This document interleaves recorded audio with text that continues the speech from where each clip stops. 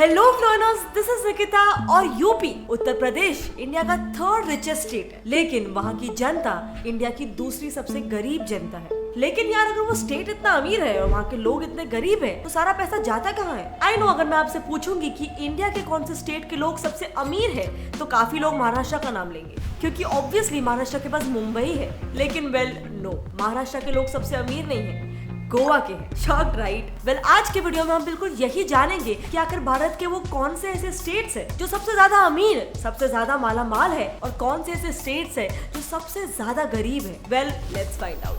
अब हम आते हैं किसी भी स्टेट की अमीरी या फिर गरीबी जानने वाले फर्स्ट पैरामीटर पे, gross state domestic product, GSDP. अब देखो, आप जितनी भी चीजें पोजेस करते हो, फिर चाहे वो आपकी कार हो, आपका घर हो, आपके जेवर हो, और यहाँ तक कि आपका खुद का टैलेंट भी क्यों ना हो, हर वो चीज जो आपको प्रेजेंट मार्केट के हिसाब से कुछ कमा के दे सकती है, सो उन सारी चीजों के सम टोटल को एक तरीके से आप जीडीपी यानी आपका ग्रॉस डोमेस्टिक प्रोडक्ट कह सकते हो। और यही एग्जैक्ट सेम फंडा अगर हम किसी भी स्टेट पर लगाए तो वो हो जाएगा उस स्टेट की जीडीपी, या फिर कह सकते हैं जीएसडीपी। यानी बेसिकली एक स्टेट के पास कितना माल है और वो उस स्टेट का जीएसडीपी बन सकता है। तो इस हिसाब से, जीएसडीपी के हिसाब से, जो स्टेट सबसे टॉप पे आते हैं वो सबसे पहले है महाराष्ट्र, ऑब्वियसली, दूसरा तमिलनाडु, तीसरा यूपी, चौथा गुजरात और पांचवा कर्नाटका। अब इस लिस्ट में जो सबसे नीचे आते हैं वो है Andaman and Nicobar islands, followed by Mizoram, Arunachal Pradesh, Nagaland and finally Sikkim. लेकिन यार, एक ही देश में होने के बावजूद ऐसा क्यों है कि कुछ स्टेट्स इतने ज्यादा अमीर है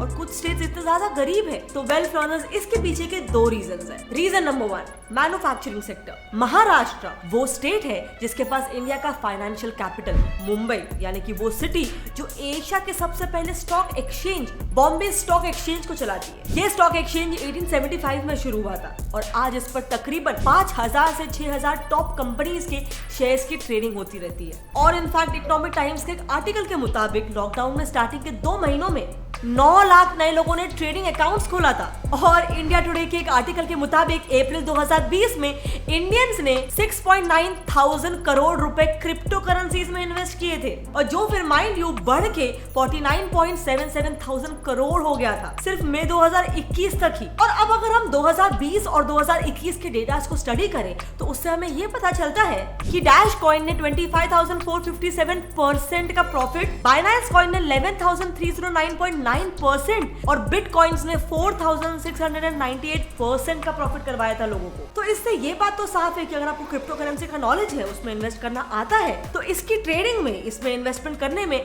आपको किसी भी और दूसरे इन्वेस्टमेंट सोर्सेज से ज्यादा प्रॉफिट मिलता है, ज्यादा परसेंटेज में मिलता है। अब ये सब देख के क्या आपको भी क्रिप्टो करेंसीज में ट्रेड करना है या फिर उसमें इन्वेस्ट करना है? वेल, अगर करना है तो मेरा पर्सनल फेवरेट एप्लीकेशन है कॉइनस्विच कुबेर। इस एप्लीकेशन में आपको 100 से भी ज्यादा क्रिप्टो करेंसीज मिल जाएंगी, और जिसमें से भी आपको उस क्रिप्टो करेंसी का एक पूरा शेयर खरीदने की जरूरत बिल्कुल भी नहीं होती है। इंस्टेड आप इसमें 100 रुपए के एक मिनिमम अमाउंट से भी शुरू कर सकते हो। प्लस इसमें रजिस्ट्रेशन के वक्त ही आपसे केवाईसी करवा लिया जाता है, यानी कि आपके साथ कोई फ्रॉड होगा इसके भी कोई चांसेस नहीं होते। इस एप्लीकेशन में आपको इंस्टेंट डिपॉजिट और इंस्टेंट विड्रॉल भी मिलता है, और क्या चाहिए। अब अगर आप फ्लर्न के व्यूअर हो और आप नीचे डिस्क्रिप्शन में दिए गए लिंक से इसे डाउनलोड करते हो, तो आपको भी बाकी सारे फ्लर्न के व्यूअर्स की तरह ही ज्वाइन करते ही 50 रुपीज के बिटकॉइंस एकदम मुफ्त मिलते हैं। So go and download CoinSwitch Kuber app, link is in the description. Well, coming back to the topic, Maharashtra की जीएसडीपी को अगर हम सेक्टर वाइज देखें तो इसकी जीएसडीपी मैन्युफैक्चरिंग या फिर सेकेंडरी सेक्टर को बेस रखकर डिजाइन की गई है, जो बाय द वे महाराष्ट्र के प्राइमरी सेक्टर से डबल पैसा स्टेट में लाता है। यानी अगर हम अंडमान एंड निकोबार आइलैंड्स की बात करें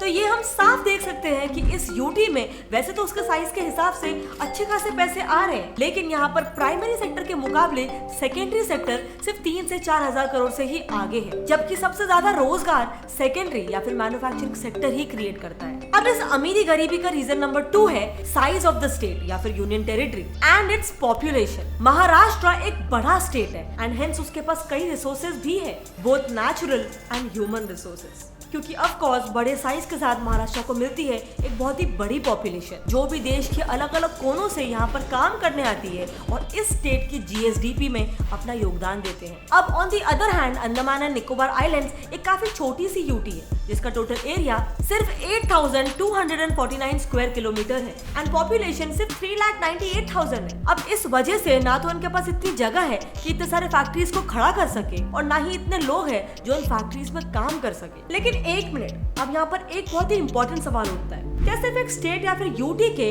अमीर या फिर गरीब होने की वजह से वहाँ के लोग भी अमीर और गरीब होंगे? क्योंकि ये अमीरी और गरीबी तो उस पूरे स्टेट की है ना, वहाँ पे रहने वाले लोगों का क्या? इसका पता लगाने के लिए हम बढ़ते हैं हमारे दूसरे पैरामीटर की तरफ, जो है GSDP per capita. GSDP per capita का मतलब होता है स्टेट का पैसा लोगों में कैसे बचता है, यानी हर इंसान के पास कितना पैसा होता है, जिसका कैलकुलेशन करने के लिए एकदम सिंपल है। जीएसडीपी को स्टेट के पॉपुलेशन से डिवाइड कर दिया जाता है और इसीलिए इस पैरामीटर से उस स्टेट या फिर यूटी की साइज या फिर पॉपुलेशन नंबर से कोई फर्क नहीं पड़ता है और हम एक दूसरे पर्सपेक्टिव से इसे देख सकते हैं या फिर एक ज्यादा फेयर कंपैरिजन भी हो पाता है। अब अगर इस पैरामीटर के हिसाब से हम जाएं तो लिस्ट के टॉप स्टेट्स या फिर यूटीज है, पहला गोवा, दूसरा सिक्किम, तीसरा दिल्ली और चौथा चंडीगढ़ एंड पांचवा हरियाणा। और इसके ऑपोजिट अगर हम लिस्ट के लोएस्ट नंबर्स पर आने वाले स्टेट्स या फिर यूटीज देखें तो वो है पहला बिहार, दूसरा यूपी, तीसरा झारखंड, चौथा मणिपुर एंड पांचवा असम। लेकिन एक मिनट, यूपी तो GSDP wise top 3rd position पे था, तो फिर वो GSDP per capita wise second lowest state पे कैसे आ गया? वेल, इसके 2 रीजन है। Reason number 1, over population. किसी भी स्टेट या फिर यूटी को अमीर बनाने में उस स्टेट या फिर यूटी का ह्यूमन रिसोर्स बहुत मायने रखता है, क्योंकि वही तो वो चीजें और सर्विसेज बनाता है जो स्टेट के एसेट्स में और वैल्यू ऐड करती है। बट अगर यही पॉपुलेशन हद से ज्यादा बढ़ जाए तो आमदनी अठन्नी खर्चा रुपया वाला सीन हो जाता है, क्योंकि ऑब्वियसली वो पॉपुलेशन सिर्फ चीजें बनाती ही नहीं है बल्कि बहुत सारी चीजें खुद खर्च भी करती है, खुद कंज्यूम भी करती है, जिसका फिर माइनस काट कर ही जीएसडीपी का कैलकुलेशन किया जाता है। एंड यूपी बिहार का यही प्रॉब्लम है। अगर यूपी अकेले की ही बात की जाए तो उसका जीएसडीपी तकरीबन 1 करोड़ 68 लाख करोड़ है, मगर उसे बांटने वाले लोग तकरीबन 22 करोड़ 76 लाख 50,000 करोड़ है, जो नेचुरली पर पर्सन के हिसाब से बहुत ज्यादा घट जाता है। अब चलो, अगर ये सारी पॉपुलेशन कमाने लायक भी होती तब भी ठीक था, मगर according to our last population census UP Bihar में तकरीबन 30 to 40% पॉपुलेशन की एज 15 साल से नीचे है, यानी वो फिलहाल कमाने लायक नहीं हुए। अब यहाँ पर ध्यान रहे, लास्ट सेंसस बहुत पहले हुआ था 2011 में, तो ये जो भी बात बोली जा रही है कि उस सेंसस के बेसिस पे। अब ऑब्वियसली ऐसा होगा कि तब से लेकर आज तक यूपी की पॉपुलेशन की एज में डिफरेंसेस आ गए।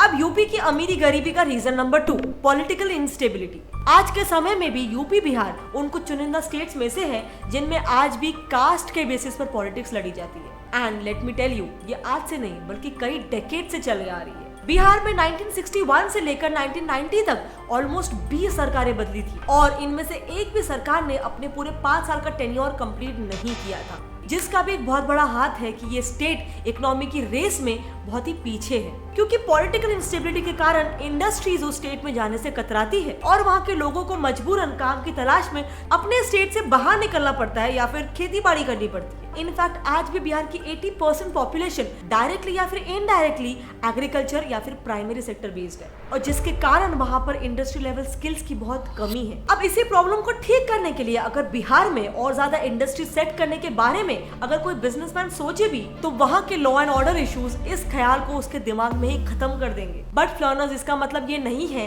कि यूपी बिहार हमेशा ही पीछे रहने वाले हैं। पिछले कुछ सालों में बिहार ने एक बहुत ही अच्छी इकोनॉमिक ग्रोथ दिखाई है और उन्होंने अपनी इकोनॉमी को अन्य सेक्टर्स की तरफ ले जाने के लिए भी कोशिश करना शुरू कर दिया है। अब फ्लॉनर्स, बात करते हैं रिचेस्ट एंड पुअरेस्ट स्टेट्स की फाइनल वर्डिक्ट के बारे में। अब रिचेस्ट और पुअरेस्ट स्टेट को घोषित करने के लिए सबसे सही यही रहेगा कि उस स्टेट या फिर यूटी को चुना जाए जिसने अपने जीएसडीपी और जीएसडीपी पर कैपिटा को काफी ज्यादा बैलेंस रखा है, जैसे कि स्टेट कर्नाटका और union territory Delhi. Karnataka GSDP के मामले में 5th पोजीशन पर आता है और जीएसडीपी पर कैपिटा के मामले में वो 7th पोजीशन पर आता है। Similarly Delhi GSDP per capita के मामले में 3rd पोजीशन पर आता है और जीएसडीपी के मामले में 12th पोजीशन पे आता है। बट यहाँ पर इन दोनों एग्जाम्पल से हमें ये पता लगता है कि एरिया कम हो या ज्यादा, एक बैलेंस ग्रोथ ही सबसे बेस्ट तरीका होता है सबको खुश रखने का। वेल, इस पर आपकी क्या राय है? आप कौन से स्टेट या फिर यूनियन टेरिटरी में बिलोंग करते हो और क्या उसका नाम टॉप 3 में आया है? अगर हाँ, तो हमारे साथ नीचे कमेंट करके शेयर करना, we would love to know.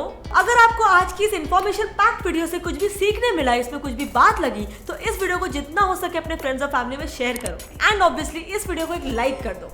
अगर आपको फ्लॉन के ऐसे इंफोटेनमेंट वीडियोस पसंद आते हैं तो मेरे चैनल गेट सेट फ्लॉन को सब्सक्राइब कर दो और वो नीचे दिया गया बेल आइकन भी दबाओ विद ऑल का ऑप्शन ऑन, वरना आप फ्लॉन की नेक्स्ट वीडियो के नोटिफिकेशन को मिस कर दोगे। मिलते हैं अगले वीडियो में, तब तक के लिए कीप लर्निंग, कीप ग्रोइंग। जय हिंद।